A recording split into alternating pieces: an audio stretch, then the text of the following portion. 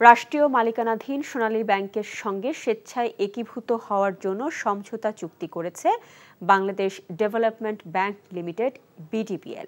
আজ বাংলাদেশ ব্যাংকে অনুষ্ঠিত এক সভায় এই চুক্তি সই হয়। এ সময় সোনালী ব্যাংক ও বিডিপিএল এর প্রতিনিধিদের পাশাপাশি বাংলাদেশ ব্যাংকের গভর্নর আব্দুর রউফ তালুকদার সহ সংশ্লিষ্ট কর্মকর্তারা উপস্থিত ছিলেন। এই চুক্তি সইয়ের পর এখন ব্যাংক দুটির সম্পদ ও দায় পর্যালোচনা করা হবে।